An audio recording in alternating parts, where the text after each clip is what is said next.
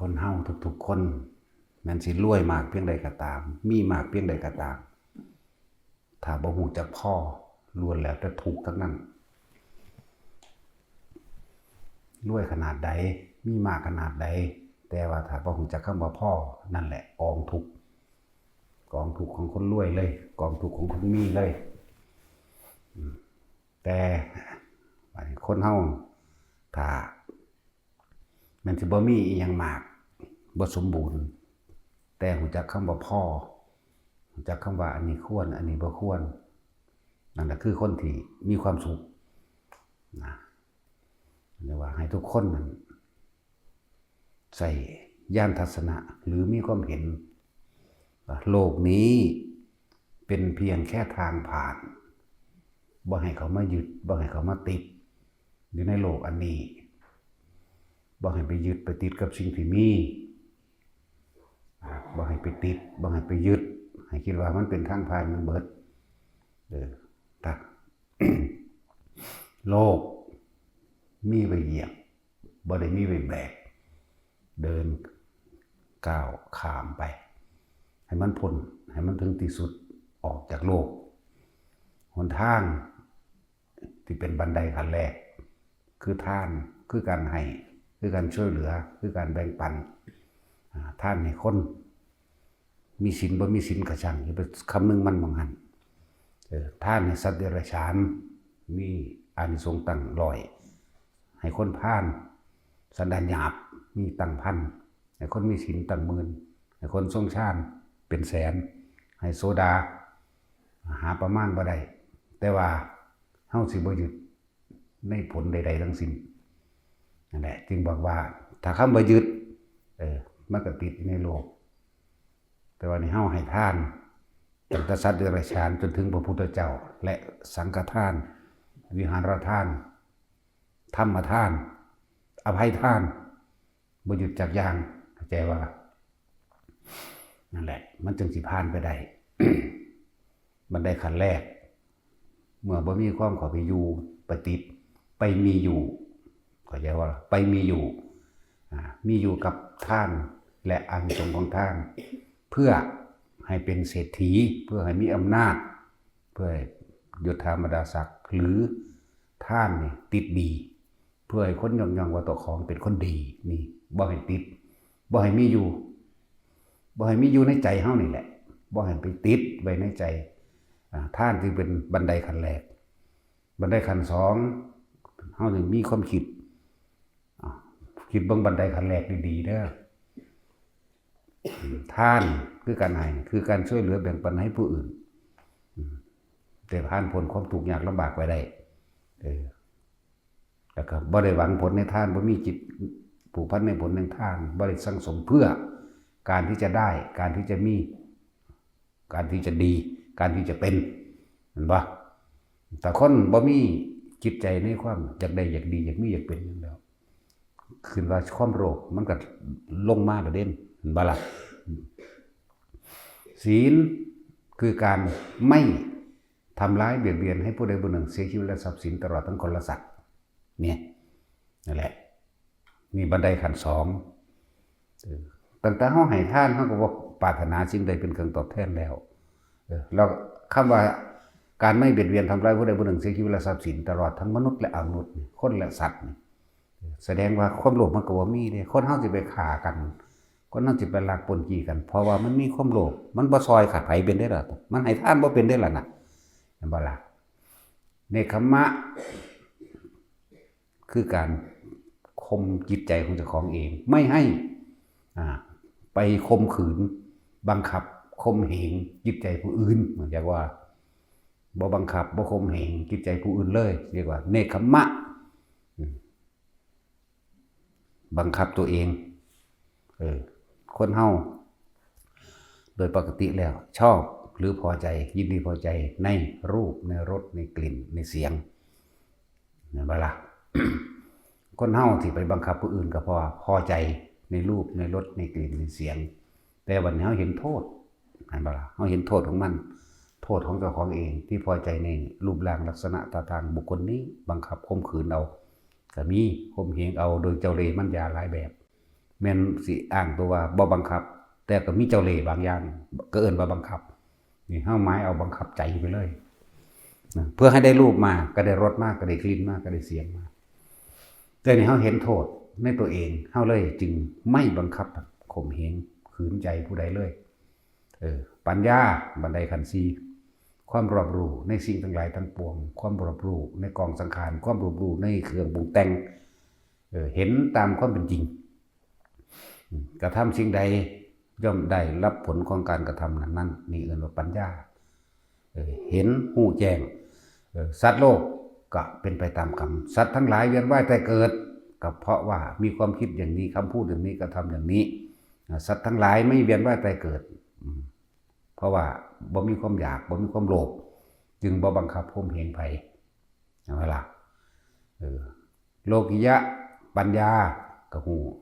ปัญญาทางโลกมีแต่แข่งขันแย่งชิงโลกิยะปัญญาคิดคำนวณหาผิดหาถูกผลได้ผลเสียกำไรหรือขาดทุนล้วนแล้วแต่เหตุให้สัตว์เวียนว่ายตายเกิดแต่ของนั่นแหละสัตว์ก็เลยยังนั้นผู้อื่นเด้โลกุตระปัญญาเพราะเหตุรู้เท่าทันความคิดของตัวเองไม่คิดนึกไม่ปรุงแต่งเห็นโทษแห่งความอยากแล้วล่ะนี่โลกิยะปัญญาว่าปัญญาเมื่อเฮารู้แจ้งในบันไดขันธ์ที่ 1 ที่ 2 ที่ 3 ที่ 4แล้วมารวบลงมาแล้วขั้นที่5คืออย่าง วิริยะมีความเพียรพยายามบากบั่นเข้าใจว่ามีความเพียรพยายามบากบั่นเพียรแต่ทานเพียรแต่ศีลเพียรแต่เนกขมะแล้วก็เพียรพยายามทำตนให้เป็นไปตามความจริงที่เจ้าของตั้งไว้จริงหยังจริงออกจากโลกนี่ไว้เหยียบเป็นทางผ่านบ่ได้ไปยึดบ่ได้ไปแบกโลกนี้นั่นแหละจึงมีความเพียรพยายามที่จะกระทำตนให้พ้นออกจากโลกอันนี้ในความเพียรพยายามนั้นก็ต้องมีความอดความทนเป็นนำเพราะเป็นธรรมดาเมื่อมีผู้สร้างก็ย่อมมีผู้ทำลายผู้สร้างเฮาสร้างความดีเฮาสร้างคำว่าดีเนี่ยเฮาบ่ติดดีแต่ว่าโลกมันว่าดีเมื่อเฮาสร้างการช่วยเหลือแบ่งปันเรียกว่าความดีทั้งโลกภาษามันเมื่อมีผู้สร้างก็ย่อมมีผู้ทำลายก็เลยต้องมีความอดทนเห็นปะล่ะอดทนเพราะเฮาฮู้เหตุผลแห่งกรรมแล้วผู้ใดทำกรรมใด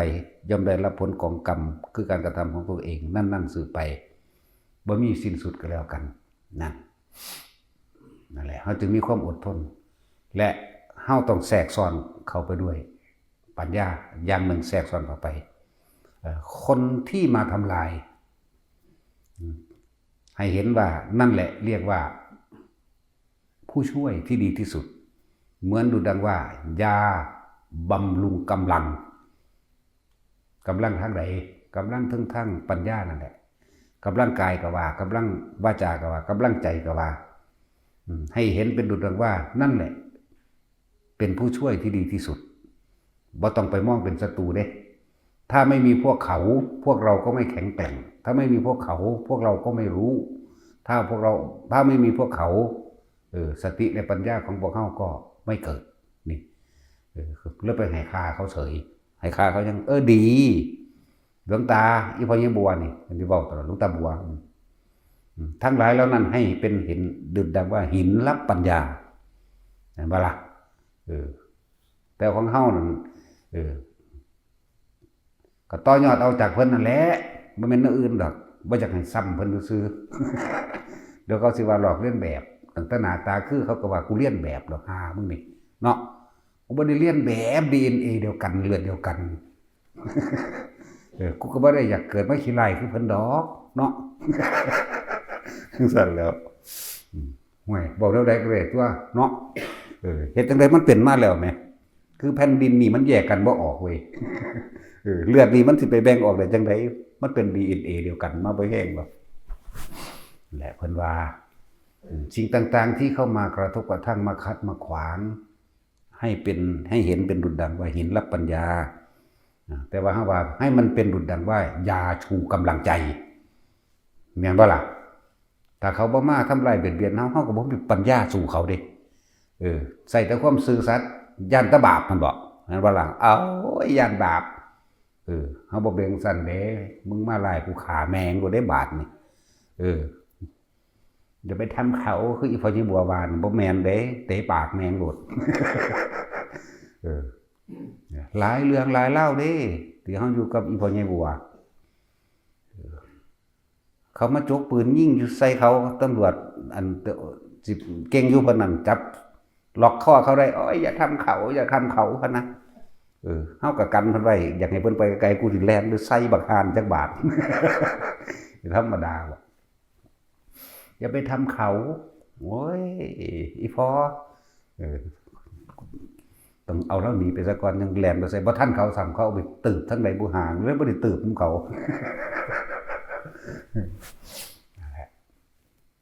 เพิ่นว่าให้เห็นเป็นดุจดังว่าหินรับปัญญาเฮาว่าให้เป็นดุจดังว่ายาชูกำลังเฮ็ดให้เฮาเกิดมีกำลังกายก็หลายขึ้นเหมือนคนเฮาบ่แข็งแรงก็ออกกำลังกายนั่นเว้ยบำรุงร่างกายแม่นบ่ล่ะกำลังใจก็รุนแรงขึ้นว่ากูต้องจักว่าล่ะนั่นแหละมันก็มีความอดทนอยู่แต่ในความอดทนนั้นต้องประกอบไปด้วยปัญญาประกอบไปด้วยความรู้แจ้งประกอบไปด้วยว่าถ้าไม่มีพวกเขาเราก็ไม่แข็งแกร่งถ้าไม่มีพวกเขาเราก็ไม่มาถึงจุดนี้เห็นบ่นักสั่นตัวเฮาก็เลย ยกความดีให้เขาก็จบตัวเพราะว่าเฮาไม่ได้ทำเอาดียกความดีให้เขาเป็นดุจดังว่าบันไดให้เราก้าวข้ามขึ้นไปจริงหรือว่าจริงเด้อเดี๋ยวแต่ไผมันอันนี้เฮานี่เห็นว่านั่นแหละคือบันไดนั่นแหละคือหลังที่เขามาให้เราเหยียบขึ้นไปนั่นแหละคือหัวที่เราต้องเหยียบขึ้นไปเดี๋ยวว่าล่ะจันเด้นั่นแหละขันติก็ต้องมีความรู้ความเห็นตัวนี้แทรกเข้าไปนำคือปัญญานั่นเองนะทานศีลเนกมะปัญญาวิริยะขันติสัจจะหมายถึงว่าเฮารู้ความจริงของโลกสัจจะโลกิยะสัจจะคือสัตว์ทั้งหลายเมื่อตายเกิดเพราะว่ามีความโลภเพราะว่ามันยึดติดอยู่ในโลกโลกุตระสัจจะเพราะว่าเฮารู้คนที่ปล่อยโลกคนที่บ่มีคนที่บ่ติดอยู่ในโลกคนที่บ่อยากได้พ้นออกจากโลกได้เป็นที่สุดของโลกได้ความจริงไม่หลายๆอย่างแต่ในเฮาหมายเอาความจริงในโลก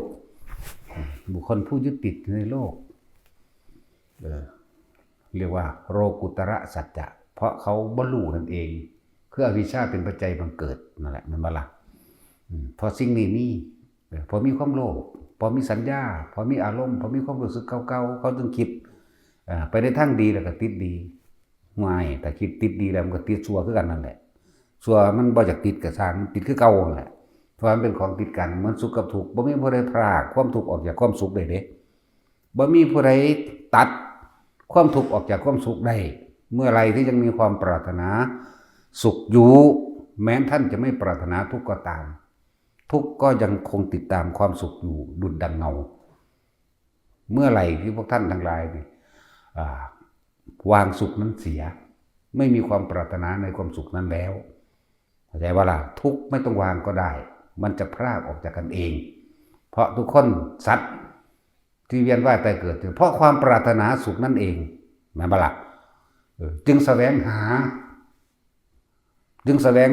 เพื่อให้เกิดความได้มาเมื่อได้มาแล้วก็เกิดความรักษาเมื่อรักษาเอาไว้ก็มีการทิ่มแทงซึ่งกันและกันดุจดังหอกคือปาก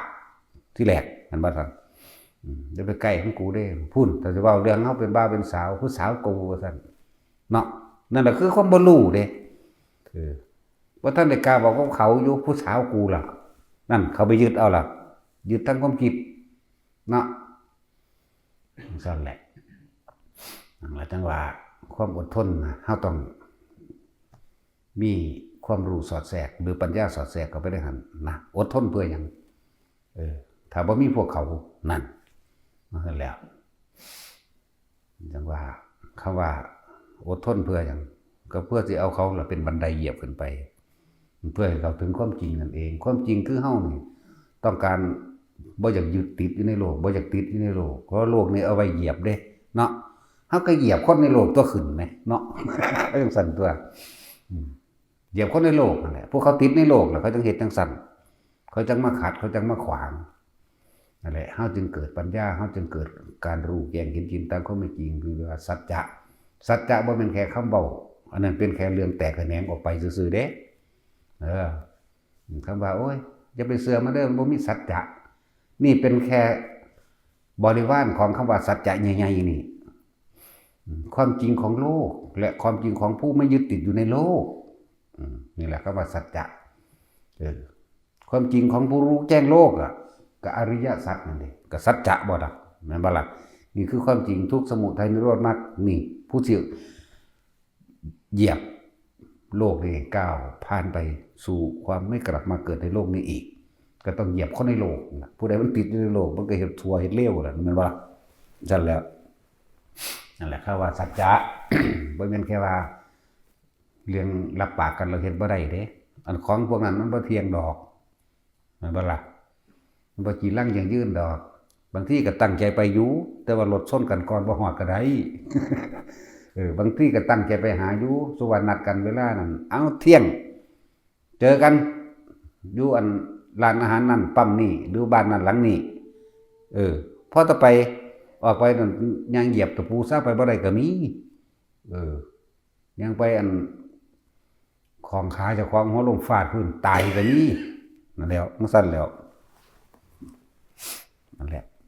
ท่านจึงเอาสัจจะตัวใหญ่ๆนี่มาใส่เด้อโลกุตระสัจจะกับโลกิยะสัจจะผู้ที่อยู่เหนือโลกได้แล้วเหนืออารมณ์โลกเหนือปัญหาโลกบ่ยึดติดในโลกแล้วพวกนี้หรือรู้อริยสัจสี่รู้ปฏิจจสมุปบาทรวมอยู่ในคำว่าโลกุตระสัจส่วนโลกิยะสัจนี่แหละปรารถนาความสุขอยู่เมื่อไหร่มันก็เวียนว่ายตายเกิดอยู่เมื่อนั้นแหละแค่นี้ก็ได้เลยล่ะนั่นสั่นล่ะเมื่อท่านปรารถนาสุขคนเฮานี่เวลามันเป็นทุกข์มานี่มันจะตัดออกเลยเด้เห็นบ่มันจะผลักดันออกมันจะขับไสออกเดี๋ยวนี้เลยเด้เพื่อให้พ้นเพื่อบ่จะเห็นคือเฮาเป็นตาสั่งอีอันนั้นแหละบักอันนั้นแหละเนาะกูจะหนีจากมันหนีแล้วคือสิว่าพ้นที่บ่พ้นเด้นั่นน่ะเพราะว่าเจ้าบ่ว่างที่ใจเจ้าแม่นบ่คิดถึงยามใดก็สั่งยามนั้นแหละผู้นึงอยู่อเมริกาผู้นึงอยู่ไทยเนาะอยู่สั่งมันนั่นยังไปเว้าถึงมันอยู่มันไปอยู่อเมริกาล่ะมันมีบ่นั่นน่ะมันอยู่นำกันเด้นั่นบ่อยู่นำกันได้มันคิดถึงอยู่ตลอดหน้ามันก็พะบ่อยู่เนาะสั่นตัวสั่งรังเกียจก็เพราะว่าความรักความพอใจนั่นแหละเห็นบ่ล่ะมันเฮ็ดบ่ให้ถูกใจมันเลยสั่ง ที่จริงถ้ามันเฮ็ดให้ถูกใจมันก็ฮักกันตัวมันก็รักมันก็พอใจกันตัวแม่นบ่ล่ะบัดนี้มันเฮ็ดบ่ให้ถูกใจแน่นั่นแหละเหมือนกันแหละเมื่อท่านปรารถนาสุขความทุกข์แม้ท่านไม่ติดไม่ปรารถนาก็ช่างสิพักไสเพียงใดก็ช่างความทุกข์ก็ติดตามสุขกับทุกข์มันติดกันอยู่นั่นแหละเรียกว่าคำว่าสัจจะคำว่าอธิษฐานเมื่อเฮาฮู้สัจจะเมื่อเฮาฮู้ความจริงแบบนี้แล้วคำว่าอธิษฐานบารมีนั้นตั้งใจมุ่งมั่นสู่จุดหมายทานรู้ศีลรู้เนกขมะรู้ปัญญาวิริยะขันติสัจจะอธิษฐานะรู้ว่าตัวเองเฮ็ดหยังจุดหมายเดียวฉะนั้นเราจึงไม่คล้องอยู่กับโลกเราจึงไม่ติดอยู่กับโลกเราจึงไม่นำปัญหาของโลกให้มาค้างคาในหัวใจเราจึงเรียกว่าอธิษฐานบารมีตั้งใจมุ่งมั่นสู่จุดหมายด้วยทานด้วยศีลเนกขมะปัญญาวิริยะขันติสัจจะอธิษฐานเมตตาเบื่อบัดนี้เฮาฮู้จักจุดหมายของเฮาแล้วเข้าใจบ่นี่อธิษฐานบารมีนี่เฮาก็ใช้ชีวิตแบบใดจึงจะมีชีวิตที่ไม่เดือดร้อนไม่วุ่นวายไม่ประกอบไปด้วยเรื่องต่างๆเข้ามาทำให้ก่อเกิดความกังวลก็ต้องใช้ชีวิตแบบเมตตาตัวเห็นไหมล่ะนั่นแหละเมตตาแต่เข้าถึงคำว่ารักใดที่จะเสมอด้วยรักตนไม่มีถ้าเรารักตนเองจริงๆแล้วเราก็จะไม่ทำร้ายใครเลยแม้กระทั่งคิดเห็นไหมจังนั่นแหละแต่ว่าการอยู่ร่วมกับสังคมมนุษย์เป็นสัตว์สังคมเข้าใจว่าล่ะก็ต้องอยู่อาศัยซึ่งกันและกันด้วย การให้ทานเข้าใจว่าล่ะเรียกว่าเมตตาอาศัยการให้ทานกับคนนั่นมั่งสัตว์นั่นมั่งหรือตามแล้วแต่เหตุปัจจัยหรือแล้วแต่เหตุการณ์ต่างๆที่เกิดขึ้นช่วยเหลือแบ่งปันไม่อิจฉาริษยาแน่ให้ทานเหมือนบัดนี้ก็เป็นเมตตาแล้วศีลก็คือบ่ไปทำลายเบียดเบียนผู้ใดเนี่ยมันก็ร่วมน้ำกันอยู่นี่ได้บัดนี่เข้าใจบ่ล่ะก็เป็นในเมตตาอยู่แล้วเมื่อมันมีเมตตาแล้วมันก็มีกรุณาแปลว่าช่วยเหลือแบ่งปันมันก็มีมุทิตาไม่อิจฉาริษยาใครเลยแต่ว่าล่ะไม่อิจฉาริษยาใครยินดีด้วยกับบุคคลผู้กระทำความดีแต่ไม่ยินดีกับบุคคลผู้กระทำความร้ายแต่ว่าล่ะเพราะว่าอย่างตัวสุดท้ายมันเป็นอุเบกขาก็แยกเอาตัวอุเบกขาแต่ว่ามันเฉยเด้อุเบกขานี่ฟังดีๆเด้อสิ่งใดที่อุบัติขึ้นแล้วท่านจะวางกิจอย่างไรเด้เขาว่าอุเบกขาจากบ่ล่ะอุเบกมักอุนี่มาจากคำว่าอุปติคืออุบัติขึ้นเปกขานี่ท่านจะวางกิจอย่างไรนี่อุเบกขามาจากคำว่าสังขารนี่อุปติเนคขมมะเด้มันจะคำว่าเปกขานี่จากบ่นี่จะมาเป็นสังขารนี่แม่สอนบาลีได้บัดนี่มาทับซับให้ได้นี่จากบ่นี่ตัวเลยว่าอุเบกขาสิ่งที่อุบัติขึ้นต่อหน้าต่อตาพวกท่านทั้งหลายคือสังขารมันเกิดต่างๆเรื่องราวต่างๆมันเกิดบ่เรื่องราวต่างๆมันเกิดท่านจะวางจิตให้เป็นอย่างไรจึงจะชื่อว่าเป็นกลางแต่ว่าล่ะบางนี้ก็ว่าอันนี้ควรอันนี้ไม่ควรก็สิ่งใดที่เป็นไปเพื่อทำให้ผู้อื่นเดือดร้อนเราก็ไม่ทำเพราะห้ามได้ก็ห้ามไปแต่ว่าวางใจเป็นกลางบ่มีอคติเข้าข้างคุณเข้าข้างพี่นั่นแหละคำว่าอุเบกขาเป็นตัวสุดท้ายมันบ่ท่านศีลเนกขมะปัญญาวิริยะขันติสัจจะอธิฐานะเมตตาอุเบกขาคืออย่างปล่อยว่างแต่ว่าล่ะแต่ว่าขณะที่มีชีวิตอยู่มันปล่อยว่าอะไรดอกเพราะมันอยู่รวมกันเนาะมันปล่อยตรงนี้จากว่ามันปล่อยตรงไม่ยึดมั่นถือมั่นแต่ว่าเฮ็ดจังใดมันสิอันนี้ควรอันนี้ไม่ควรมีทั้งหากล่ะบ่แม่นว่างปล่อยปะละเลยแบบเฉยเด็กน้อยตกน้ำร้อยปอมๆอยู่กูอุเบกขาแล้วบ่แม่นแนวนั้นเด้เนาะมันก็ขาดเมตตาตัวเห็นว่าซั่นมันก็ขาดกรุณาอีกแน่จังซั่นเลยตัวมันอุเบกขาเอาแต่อุเบกขาแนวนั้นนะนั่นแหละอุเบกขาก็คือตัวปัญญาชัดๆหลังจากบ่ล่ะอุเบกขาก็คือปัญญาชัดๆนี่แหละว่าทำทั้งเบิดทั้งมวลรวมแล้ว10อย่างเป็นหนึ่งเดียวได้แต่ว่าล่ะหนึ่งเดียวอยู่ใส่หนึ่งเดียวอยู่ที่จิตเท่านี้เองรวมกันแล้วคือก่อนทำก่อนจิตก่อนใจเท่านี้แหละที่เป็นก้อนใดอีกนี่เพราะว่ามันออกจากหนีเบิดเด้ออกจากความรู้สึกนึกคิดทั้งเบิดเลยเดินใจก็ว่าจิตก็ว่าซื้อมันซื้อดอกนั้นมันสิซื้อว่าแมงยังได้กระสร้างดอกเนาะเข้าใจว่าล่ะจะเป็นบ้าน้ำซับน้ำเสียงมันหลายเนาะเอาใช่ซื้อวางได้กระสร้างแมงตัวเนาะผู้ที่อยู่เหนือธรรมไม่มีชื่อไม่ปรากฏนามเข้าใจว่าล่ะโอ้บอกถึงระดับนั้นเลยว่ะเพราะกระจอนี่ผู้ฟังอยู่นี่ก็เลยอย่าไปเบาสูงหลายอย่าไปเบาถึงสิ่งที่มันบ่มีหลายเนาะจากบ่สิ่งที่มันบ่มีนิพพานบ่มีเด้เนาะโอ้ตายแล้วบัดนี้ผู้อันระดับควายๆนี่ฟังออกบ่เนาะบ่ก็สร้างแมงเด้เนาะเดี๋ยวแต่หีแมงเด้มึงสิไปออกอยู่บนน้ำทองแม่ทองพองทางใดก็ไปเนาะนั่นแหละนั่นแหละแต่ที่ว่าเรื่องของปรมาจารย์ตักเมาเนาะคือกษัตริย์ฮ่องเต้ถามพระมีไหมไม่มีพระนิพพานพระอรหันต์มีในโลกนี้ไม่มีท่านรู้ไหมว่าท่านเป็นใครไม่รู้เพิ่นก็ว่าเพิ่นบอกน้ำพ้นบ้าว่าซานเจ้าของท่านบ้าเนาะโตจักอันฮ่องเต้นั่นน่ะบ้าเพิ่น พิ่นไปเว้าอวดว่าผมนี่อุปถากอุปถัมภ์ภิกษุสามเณรตลอดทั้งการสร้างวัดมานี่มากมายจนนับไม่ได้ให้ข้าวให้น้ำช่วยเหลือแบ่งปันแล้วก็สร้างเจดีย์นั้นมากมายผมได้บุญไหมเพิ่นว่าไม่ได้ศูนย์ได้บัดนี้เนาะก็มันเฮ็ดเอาดีมันก็ศูนย์ต้นจากให้คนยองว่าดีนะแม่นบ่ล่ะเฮาก็ว่าบ่ได้คือกันนั่นแหล้วเฮาก็บ่ได้ดอกเพราะว่าหยังได้บุญบ่เพิ่นถามมันบ่ฮู้จักบุญไหมบุญคือหยังบุญคือความสงบบ่แม่นความวุ่นวายเด้บุญแม่นบ่ล่ะเฮาก็ว่าบ่ได้เฮ็ดเวลาไปให้ทานเพิ่นไปสร้างวัดโอ้เป็น100กว่าวัดพุ่นเด้ห้องเตอันนั้นสร้างวัดเป็น100กว่าวัดแล้วก็ส่งข้าวส่งน้ำดูแลอุปถากอุปถัมภ์รักษาภิกษุให้ผู้สูงวัยสารพัด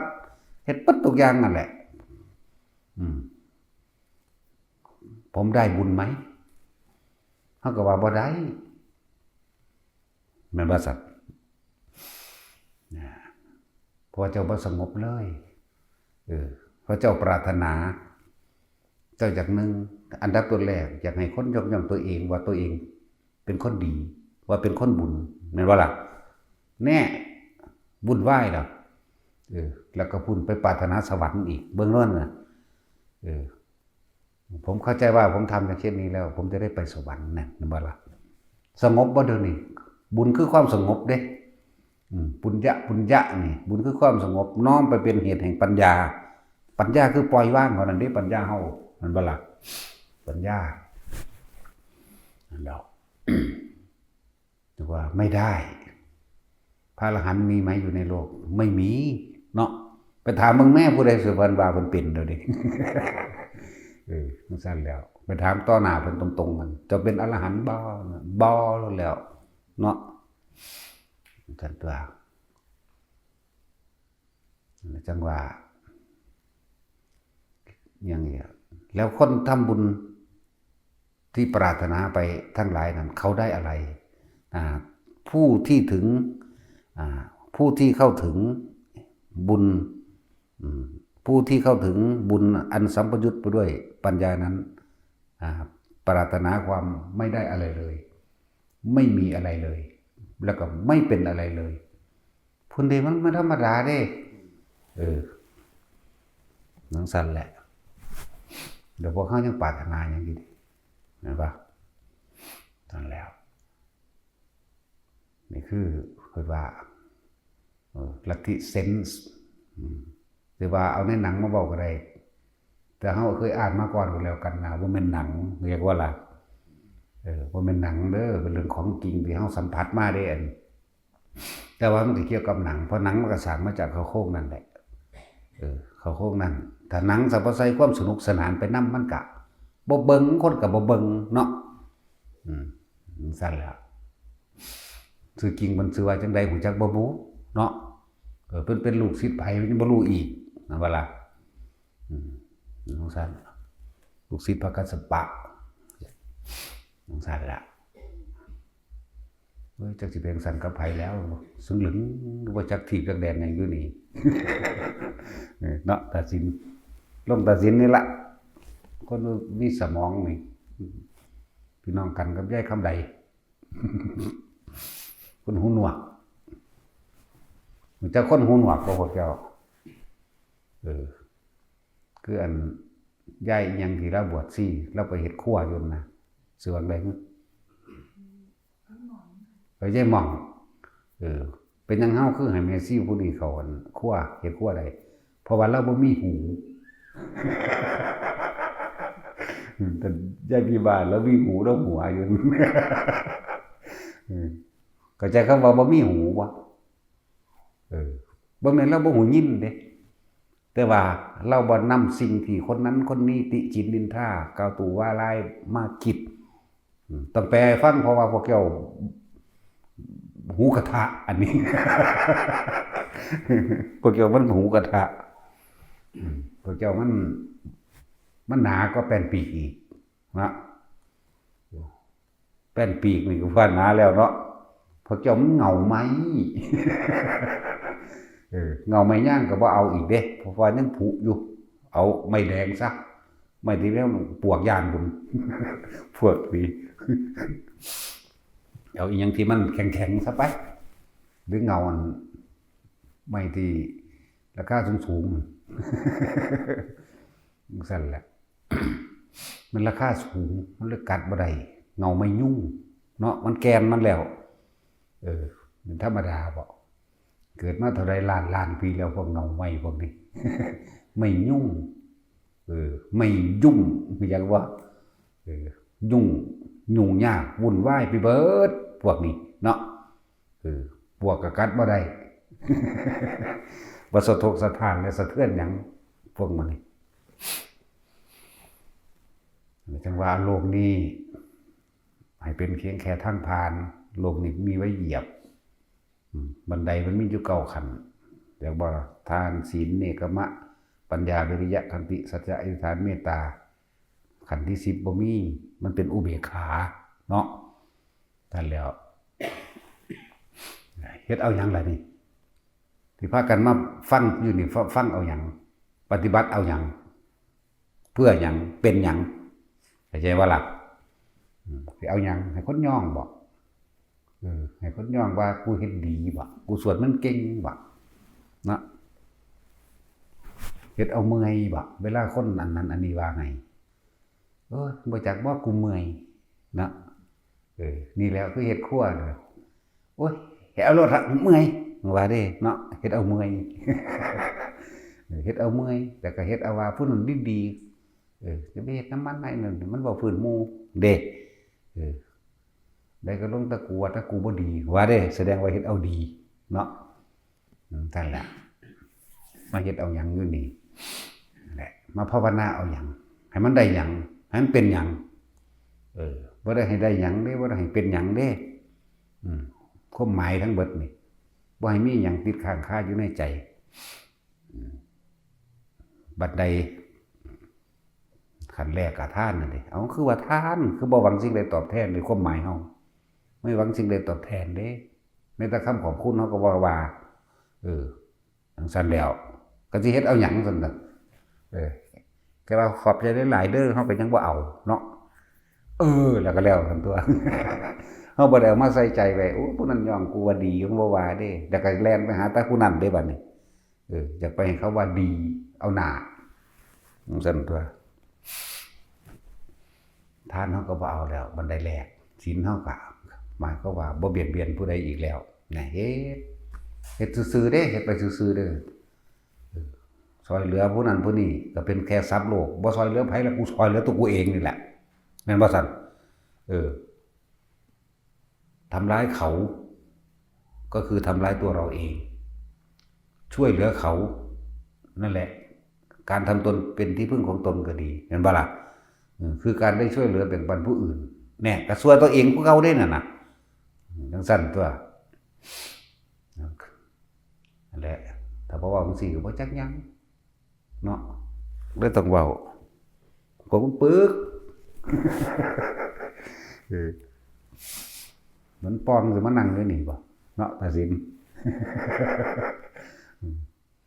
นั่งซั่นล่ะถ้ามันปองมันก็ว่างตัวมันค่าปึกนี่แหละเวลาถึงดาสันดานปึกจะเครียดเด้แต่เครียดน่ะคือบอกให้ไปผูกคอตาย ถ้าปองมันสิมาเกิดหยังมันก็หลุดรอดปองไปตัวปองน่ะมันว่างเนาะซั่นตัวนั่นแหละบันได9ขั้นสุดท้ายเป็นศูนย์ไม่มีอะไรว่างเปล่าขาดออกจากความมีและความเป็นสุญญตาความว่างหาประมาณบ่ได้เป็นสุญญตาวิโมกข์บ่ฮู้จักมันยังอยู่ไสเนาะสุญญตาขาดจากความยึดมั่นถือมั่นในรูปร่างกายตัวตนพร้อมในเบิดทุกรูปนั่นแหละสุญญตาคำว่าสุญญะคือหยังมาจากคำว่าสัญญาสัญญากับอัตตาบวกกันจากบ่ล่ะนั่นแหละคำว่าสุญญตาก็มาจากคำว่าคนที่ยังถือว่า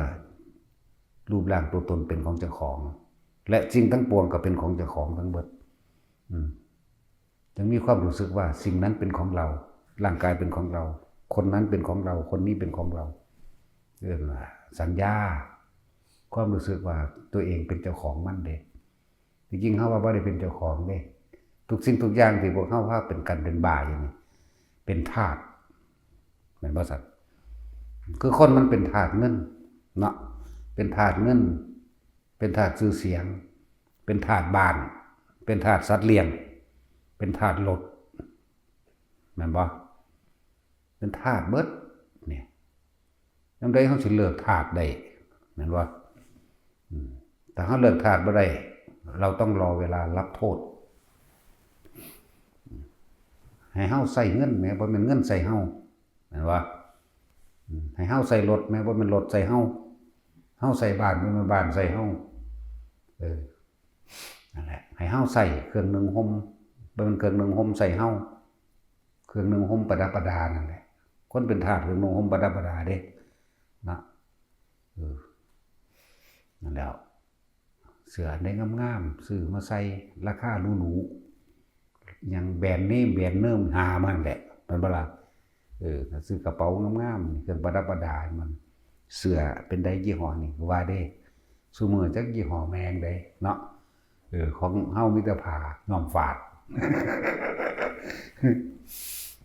นะครับรถบัดนี้ตอนนี้เขากำลัง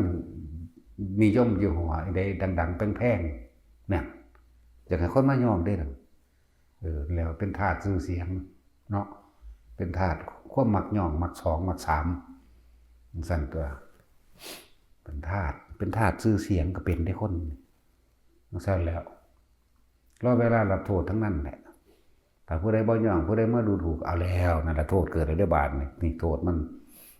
ดูถูกกูเขาว่าเด้เอาเขาดูถูกแล้วเป็นหยังก็บ่ยอมรับเนาะก็ดีก็เขาดูผิดตัวสั่นแล้วนั่นแหละแต่คิดว่าพวกเฮาเป็นเจ้าของสิ่งใดเด้อจริงๆเฮาเป็นทาสมันรอเวลารับโทษแม้แต่ร่างกายเจ้าของเลยเฮาก็เป็นทาสมันรอเวลารับโทษตอนนั้นอาหารนี่ดีแซ่บเฮ็ดให้อิหยังอ่อนเยาว์ชะลอความชราเด้ชะลอความแก่เขาก็ยังเขียนอยู่ว่าชะลอความแก่อยู่มันก็แก่คือเก่าเด้นั่นชะลอกันเลยเนาะแล้วขนาดอาหารนึงเอาเข้ามาประดับชื่อเสียงแล้วประดับยศตัวเองได้เด้นะว่าเดี๋ยวนี้เขานิยมอย่างที่แพงที่สุดนะเขาก็บ่ฮู้จักมันคือขัวหนูแล้วก็แล้วได้เฮานี่เนาะแต่สินแปลว่ามันเซาเป็นขัวหนูเด้แต่สินฮู้จักว่าเจ้าออมบางลาบบางลาบกระแทซั่นแล้วคุยกันกับหลวงตาลักเซาแซ่บบ่อันลาบบางแซ่บอยู่เพิ่นว่าหลวงตาลักยันพี่ขี้เกียจเอาลาบางอีหลีเนาะหลวงตาลักบางโตนเนาะแซ่บเลยเนาะหัวหรือตาลักเพิ่นก็ชอบมาตักด้วยกันเด้เพิ่นนั่งใกล้ๆตักอีหยังก็หลายแท้หนูว่าเด้ตักนำพอดีถึกสั่นแล้วสมน้ำหน้าตะปูสีน่ะมาว่าท่านให้กินแต่ปลาแห้งนั่นล่ะคนเฒ่าๆนั่นเนาะอันปูสีกินปลาชิโกแห้งบ่เจ้าบ่ได้กินลาบบางคือเขาดอก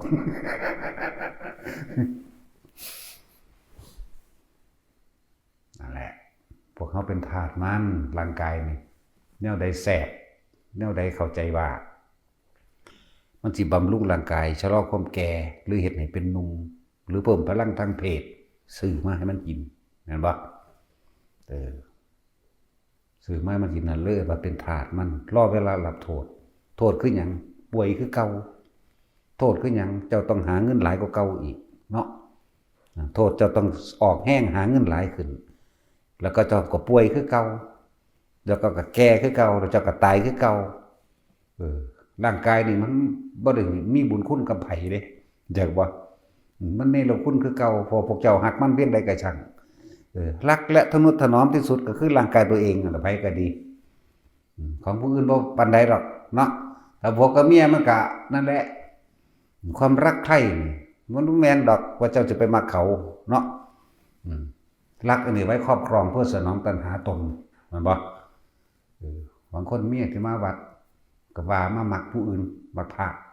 ไม่ถ้าบ่มักพระมันสิมาบ่เนาะบอกผัวมันโลดถ้ากูบ่มักกูสิมาบ่ปักปอบมึงก็ว่าจังซี่ตัวถ้ามึงว่ามึงหักกูมึงคือบ่เอาให้เพิ่นว่ะเนาะเพราะว่ามึงหักกูมึงก็ให้กูมีความสุขและสบายมึงก็ยกกูให้เพิ่นในตัวอีบักฮานี่ก็ว่าแน่เว้ยหาแนวแก้ได้มั้ยเนาะบ่แม่นตะแก้ตะผ่าให้เขาบ่แม่นแก้เอาอ่อนเอาซะก่อนสันจังไปสั่นแล้วมันธรรมดาเด้เขาบ่ได้มักพวกเจ้าดอกทั้งผู้หญิงผู้ชายเขาหักเจ้าของเองความรักของคนทั้งโลกมันเป็นแบบนั้นรักเอาไว้เพื่อครอบครองให้อยู่ในโอวาทให้อยู่น้ำความต้องการของกูไว้สนองตัณหาตนเองนั่นแหละเป็นสั้นก็เลยว่าก็เข้านั่นน่ะเป็นธาตุร่างกายก็ว่าตอนนี้ผมมันงอก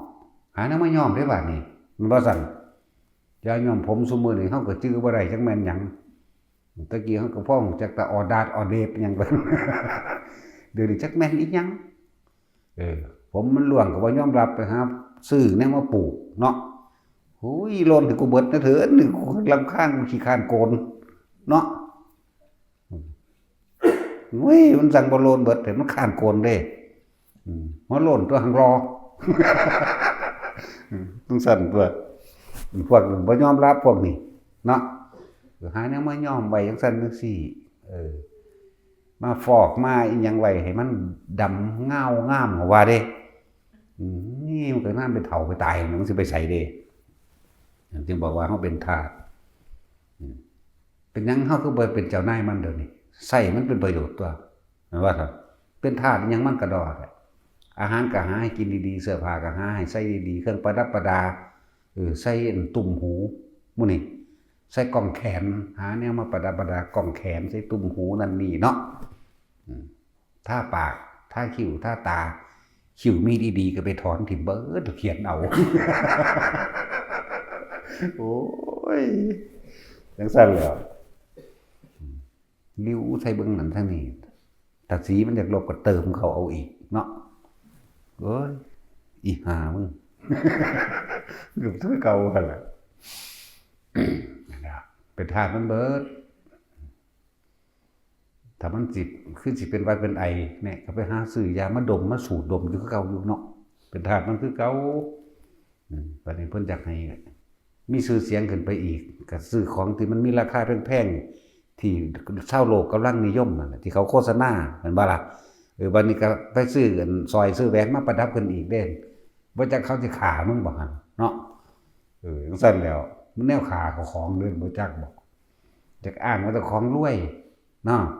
จักอ้างว่าเจ้าของมีนั่นมีนี่แล้วเล็งเอาแต่ของตายนั่นว่ารอเวลารับโทษแม่นบ่ล่ะจังตัวบางคนใส่แหวนนี่มันก็ดึงตัดเอาซ้ำก็มีบางคนใส่สร้อยก็กระทกเอามันนั่นขาดแล้วก็ตบปากซะก่อนแต่ผู้หญิงเป็นใครแน่เชิงมันซะก่อนเด้อศูนย์มักใส่หลายเอาสองอย่างเลยนั่นแล้วนั่นแหละรอเวลารับโทษเอาหักมันที่สุดก็คือร่างกายเจ้าของล่ะใหญ่ขึ้นมาอีกระดับนึงก็ไปหักผู้อื่นบัดนี้หักแบบใดหักไว้สนองตัณหาเจ้าของเด้หวงแหนรักมากที่สุดคือกายเจ้าของแล้วก็ไปหวงแหนร่างกายผู้อื่นเอาไว้สนองตัณหาเจ้าของถ้ามันบ่พอใจมันขาทิ่มเด้อแม่นบ่ล่ะผู้หญิงผู้ชายก็ฆ่ากันได้เบิดล่ะซุมื้อนี้ตะกี้ก็ว่ากำลังของผู้หญิงมันบ่สู้มันก็ใส่ยาพิษเอาก็ได้ตัวใส่ยาพิษบ่ใส่ปืนยิงเอานั่นมีดมันน่ะแทงตัดหำมันโลดมันคมเหงดูหลายบางทีโปตัดหำตัดสินนี่นะแต่ว่าใครแน่ตัดสินเราบ่ได้แบบเจ้าสู้ดอกว่าเราบ่รอไปกี่เบิ่งผู้เอาเนาะแต่จุ้ยมื้อนี้ก็ใครแน่เนาะ คือข่อยบ่ได้เด้ข่อยเอาแมงเบิดเด้ ก็เฮ็ดจังได๋ได้ซั่นเนาะมันเป็นแบบนี้นั่นแหละพวกเฮาเป็นทาสร่างกายเจ้าของบ่พอแล้ว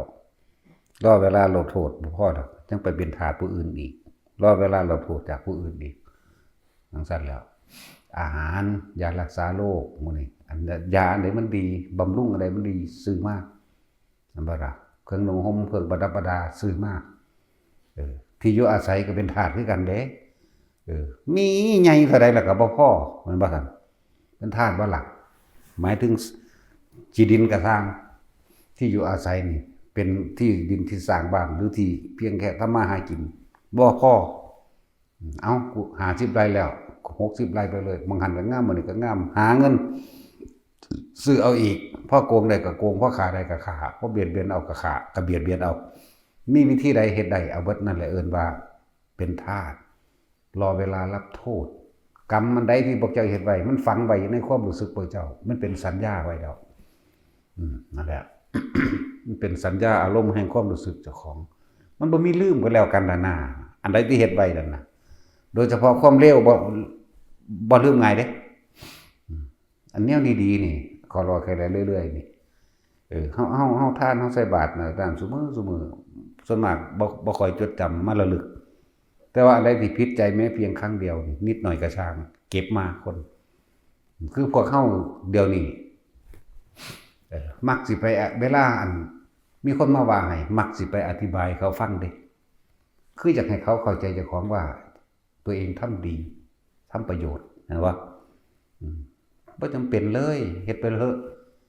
สัจจะคือความจริงอันนึงที่เฮาทำไว้นั่นแหละมันสิปกครองคุ้มครองเฮาเองดอกบ่ต้องย้านเฮามั่นใจในสัจจะมั่นใจในความจริงในสิ่งที่เฮาทำเฮาบ่ได้ทำความดีนี่เพื่อสิเอาคำสรรเสริญเด้เพื่อสิเอาโล่รางวัลก็บ่แม่นเพื่อสิเป็นหยังก็บ่แม่นอีกนี่ต่างหากล่ะแล้วเหมือนเท่ามาคะมานกนี่ล่ะแล้วเมื่อมีผู้สร้างก็ย่อมมีผู้ทำลายแต่ให้มองผู้ทำลายนั้นเป็นดุจดังว่าเป็นบันไดให้เราเหยียบเป็นดุจดังว่าอย่าชูกำลังให้เกิดความเพียรให้เกิดความพยายามกว่าเก่าอีกเกิดความทนเกิด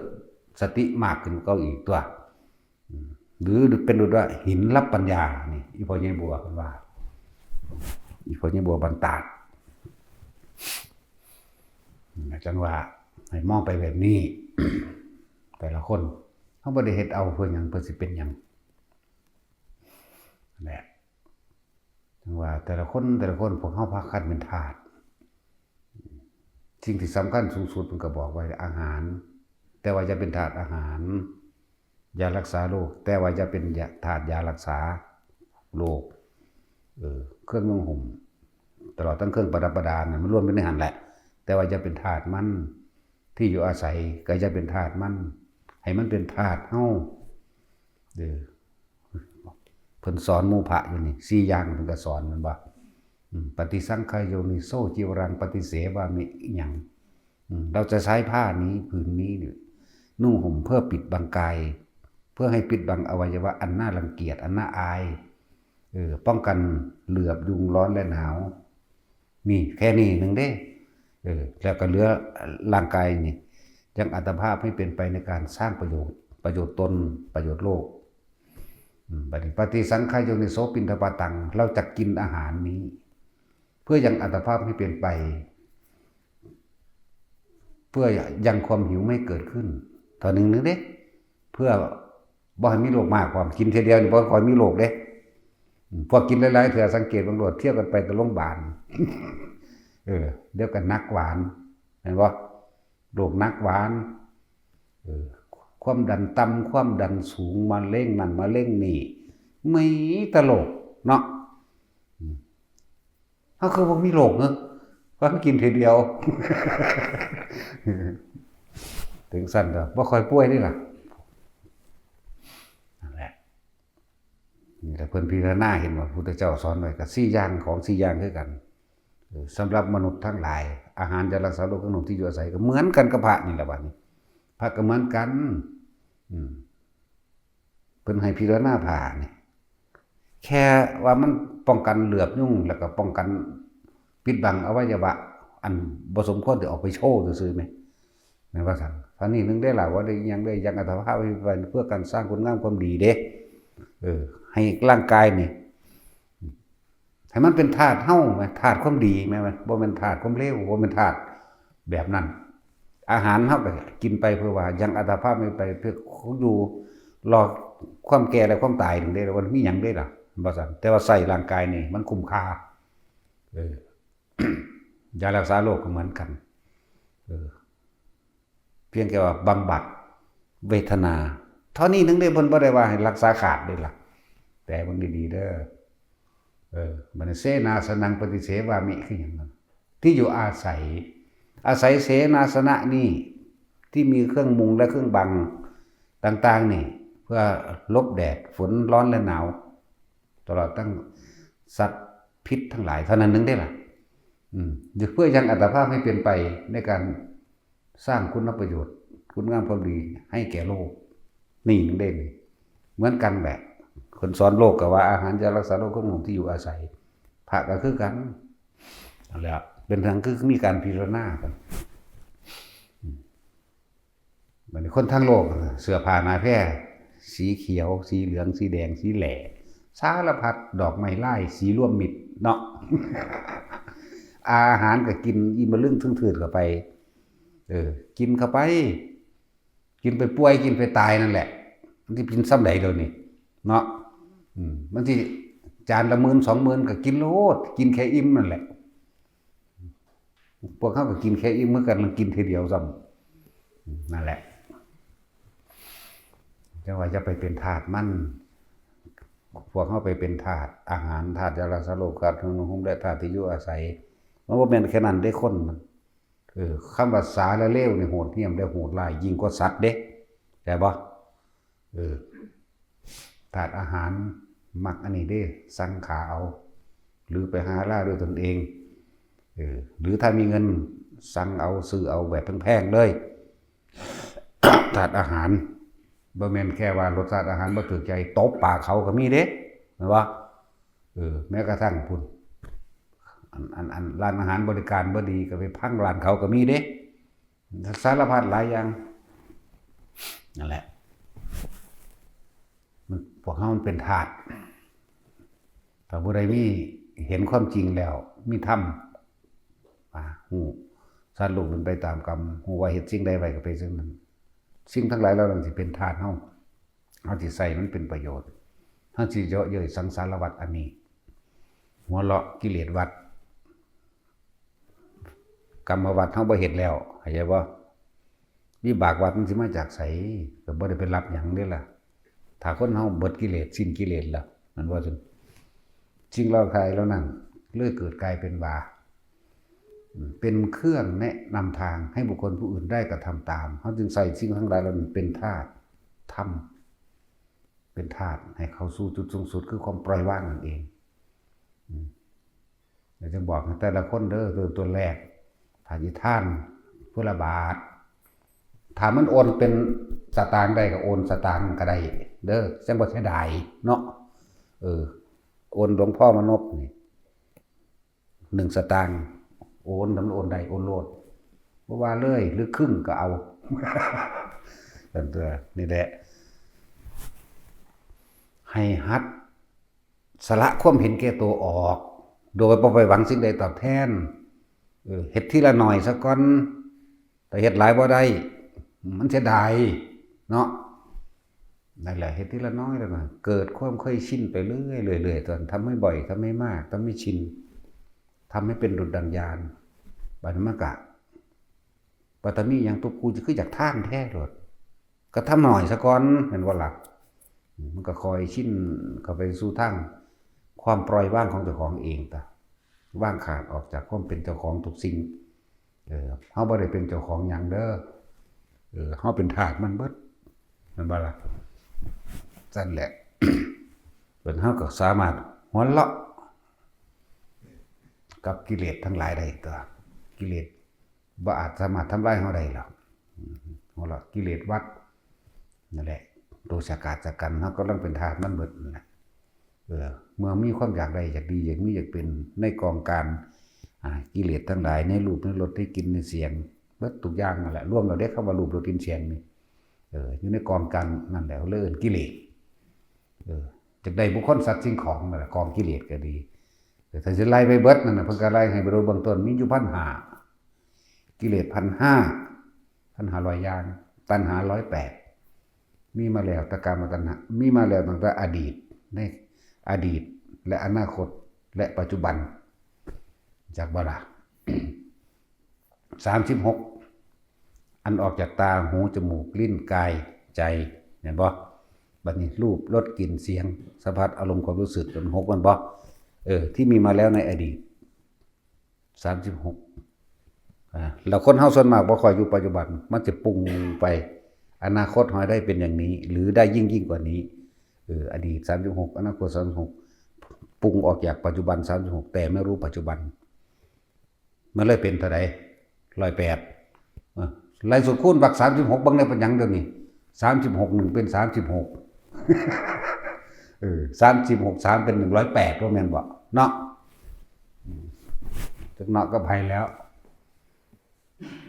ตั้งแต่คู่กันอีหยังคณิตศาสตร์ไล่บ่ได้เด้เนาะ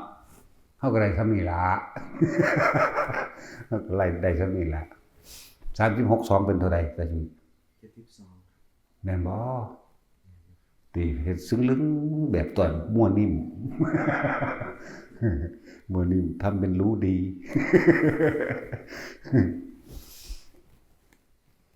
ถ้ามันผิดมาจังขอโทษเมื่อภายหลังพวกนี้เนาะมองดูดีๆมีใครบางคนเข้ามาปะปนสั่นแล้วแต่ว่าพิจารณาเจ้าของเบิ่งดีๆเฮาสิเป็นทาสทุกสรรพสิ่งอยู่ในนี้หรือเฮาสิเป็นนายมันเฮาสิใส่มันเพื่อให้เกิดประโยชน์หรือเฮาสิลอยรับโทษจากความอยากได้อะไรอย่างว่าตัวคนพิจารณาดีๆหลายอันหลายแบบที่แสดงแนะนำมานี่ก็เพื่อให้สละความเห็นแก่ตัวนั่นแหละมีหยังล่ะสุญญตาให้มันขาดออกจากความเห็นแก่ตัวขาดออกจากคำว่านี่ของกูขาดออกจากความเป็นตัวตน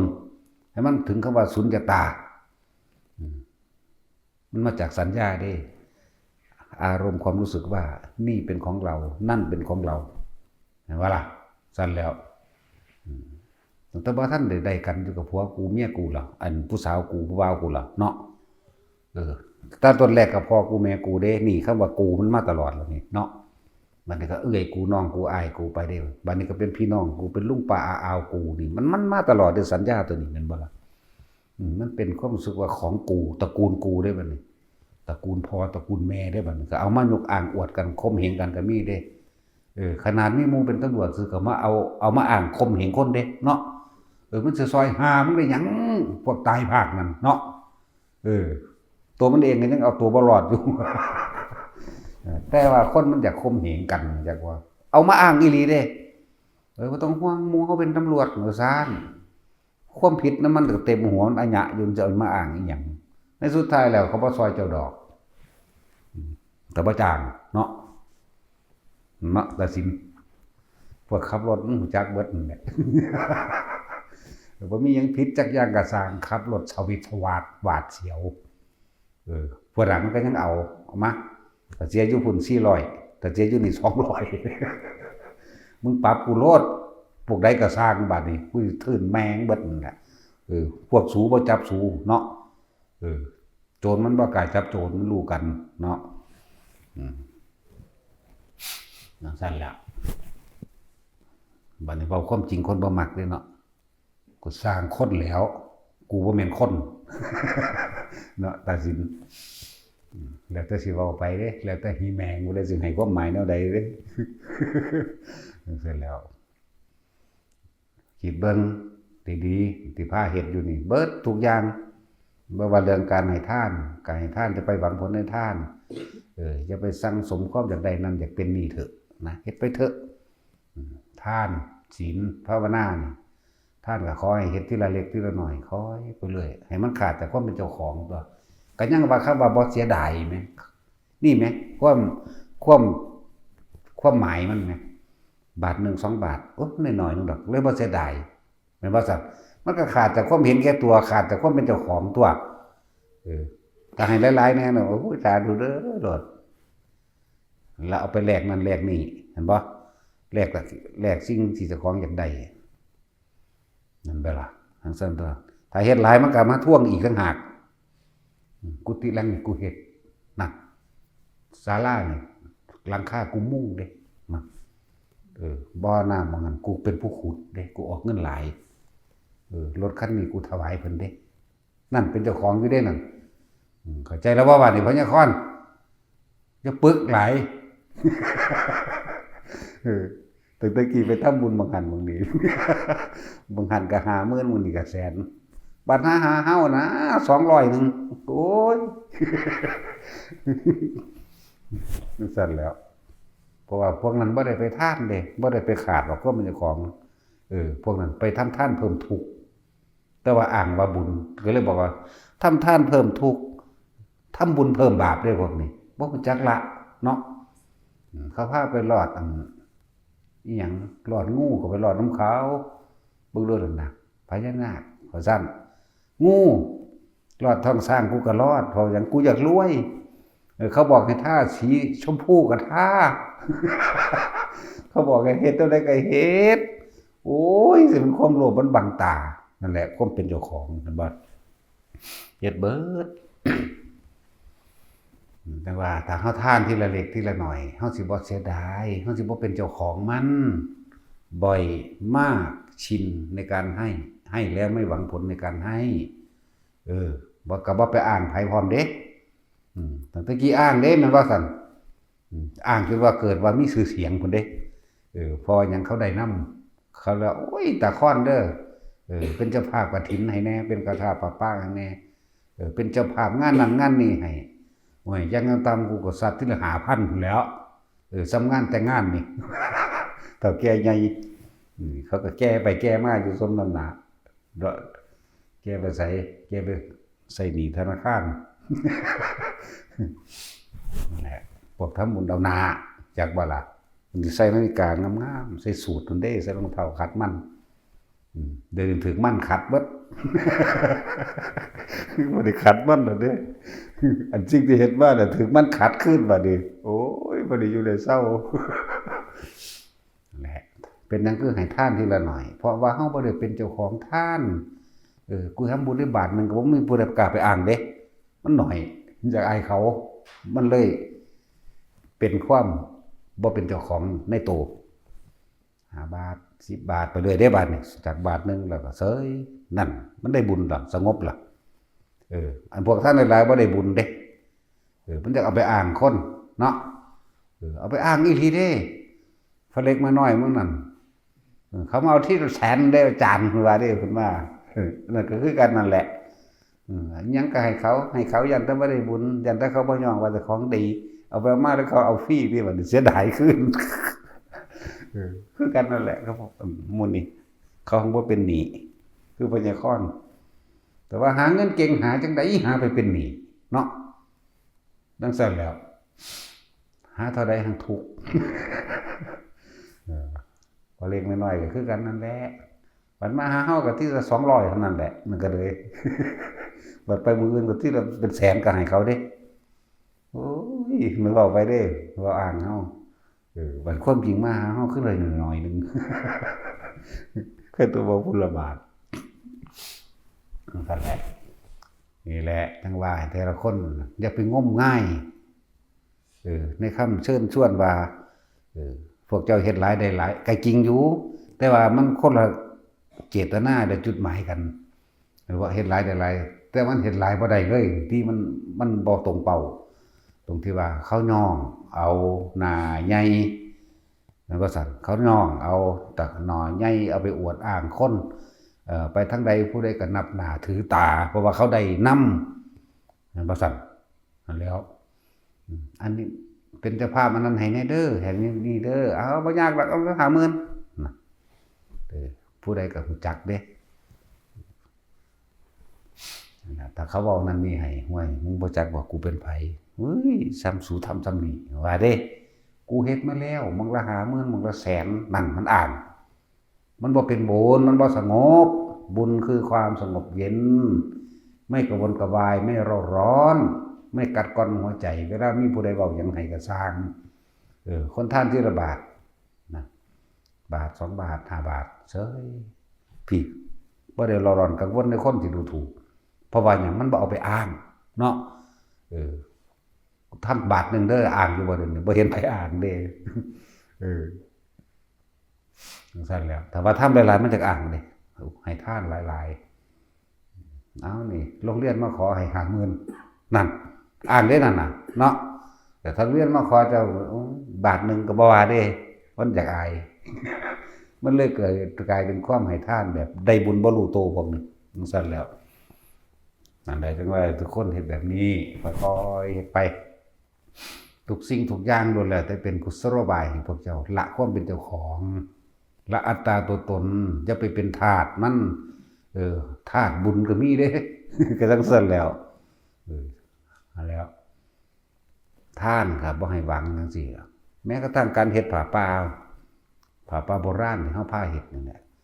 คนเฮาบ่ได้รู้จักวิธีว่าตัวเองต้องเป็นผู้นำเจ้าของเองตัวเองต้องเป็นประธานแห่งตนเองบ่ไปรอให้ผู้อื่นนำเนี่ยผ้าป่าโอ้ยบ่มีเงินหลาย